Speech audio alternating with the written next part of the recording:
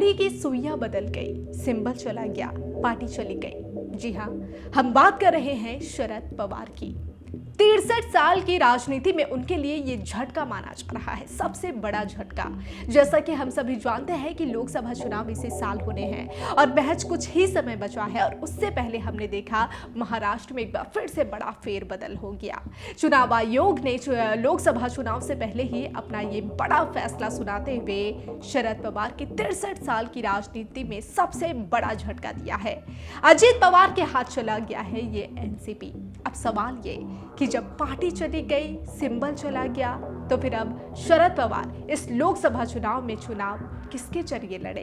क्या है उनके पास विकल्प? क्या करेंगे वो लोकसभा चुनाव में? अब उनका अगला क्या एक्शन होगा, क्या रणनीति होगी? चुनाव आयोग ने भले ही अजीत पवार को ये एनसीपी पार्टी तो दे दी, अजीत पवार ने ये कमान तो संभाल ली, लेकिन यहाँ पर सवाल शरद पवार को लेकर है। चुनाव आयोग ने भले ही शरद पवार को कह दिया है कि वो नए सिंबल, नए पार्टी के नाम का सजेशन दे दे, लेकिन यहाँ पर सवाल ये है कि आखिर कितना बड़ा असर पड़ेगा इस लोकसभा चुनाव में इतने बड़े फेरबदल का। तो चलिए सबसे पहले समझते हैं कि अब शरद पवार के पास क्या कुछ विकल्प बचा है। महाराष्ट्र की राजनीति में एक बार फिर बड़ा उलटफेर देखने को मिला। कुछ दिनों पहले हमने देखा कि चुनाव आयोग ने राष्ट्रवादी कांग्रेस पार्टी यानी एनसीपी विवाद मामले में अपना फैसला सुना दिया है। चुनाव आयोग ने अजीत पवार गुट को असली एनसीपी माना है। चुनाव आयोग ने एनसीपी का नियंत्रण और पार्टी का चुनाव चिन्ह अजीत पवार गुट को दे दिया है। चुनाव आयोग के फैसले को शरद पवार की उनकी 63 साल की राजनीति में सबसे बड़ा झटका माना है। चुनाव आयोग के फैसले पर अब सबकी नजर इस बात पर टिक गई है कि शरद पवार के पास अब क्या विकल्प बचा है। एनसीपी प्रमुख शरद पवार के हाथ से पार्टी और सिंबल निकल जाने के बाद अब उनके पास एक ही विकल्प बचा है, वो है सुप्रीम कोर्ट में अपील करना। अब पार्टी और सिंबल को लेकर पवार गुट के कोर्ट जाने की संभावना है। कोर्ट में मामले की सुनवाई शुरू होने के बाद इसका नतीजा कब आएगा इसकी कोई गारंटी नहीं है। इसलिए शरद पवार गुट को बिना पार्टी और सिंबल के ही राज्यसभा लोकसभा चुनाव का सामना करना पड़ सकता है। दूसरी ओर अजीत पवार गुट को पार्टी और सिंबल मिल जाने से अब अजीत पवार ही पार्टी के अध्यक्ष होंगे। पार्टी की सारी शक्तियां अब अजीत पवार के पास चली जाएंगी। साथ ही यह साफ हो गया है कि पार्टी का प्रमुख पद अजीत पवार गुट के पास ही रहेगा। इसलिए शरद पवार गुट को अजीत पवार गुट के व्हिप का पालन करना होगा। कहा जा रहा है कि व्हिप का पालन नहीं करने पर शरद पवार के विधायकों और सांसदों को अयोग्य भी ठहराया जा सकता है। चुनाव आयोग ने शरद पवार गुट से नया सिंबल और पार्टी के नाम के लिए आवेदन करने को कहा है। शरद पवार गुट को पार्टी के लिए नए नाम और सिंबल के बारे में चुनाव आयोग को सुझाव देना होगा।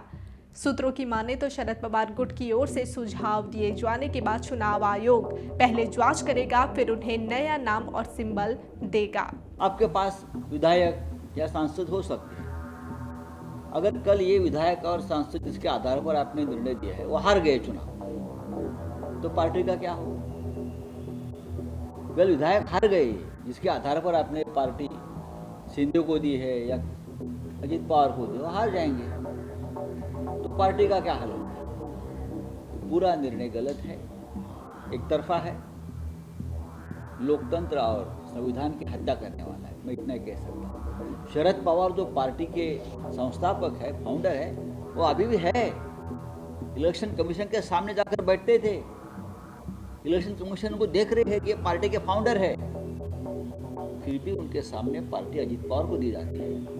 यही मोदी गारंटी। बहरहाल देखा जा रहा है कि लोकसभा चुनाव से पहले जो महाराष्ट्र में इतनी बड़े फेरबदल एक बार फिर से देखने को मिली है, इसे लेकर महाराष्ट्र की राजनीति अब उथल पुथल हो चुकी है। यहाँ की सियासी सरगर्मी देखने को मिल रही है। केंद्रीय मंत्री रामदास अठावले ने कहा कि हम चुनाव आयोग के फैसले का स्वागत करते हैं। पवार साहब को नई पार्टी बनानी चाहिए या वापस एनडीए में शामिल होना चाहिए। भले ही चुनाव आयोग ने शरद पवार से आवेदन करने को कहा है कि वो नए सिंबल और नए पार्टी के नाम का सजेशन दें, लेकिन शरद पवार के पास विकल्प है सुप्रीम कोर्ट जाने का। जाहिर सी की बात है कि अब उन्हें लोकसभा चुनाव बिना पार्टी और सिंबल के ही लड़ना पड़ सकता है। बहरहाल शरद पवार का अगला क्या कुछ एक्शन होगा, लोकसभा चुनाव पर क्या कुछ प्रभाव इस बार पड़ने वाला है, महाराष्ट्र की राजनीति में इस बार क्या कुछ नया देखने को मिलेगा, ये तो आने वाला कल ही बताएगा। इसी तरह की पल पल के अपडेट के लिए बने रहिए डिजिटल खबरीलाल के साथ। खबरें आपकी, नजर हमारी।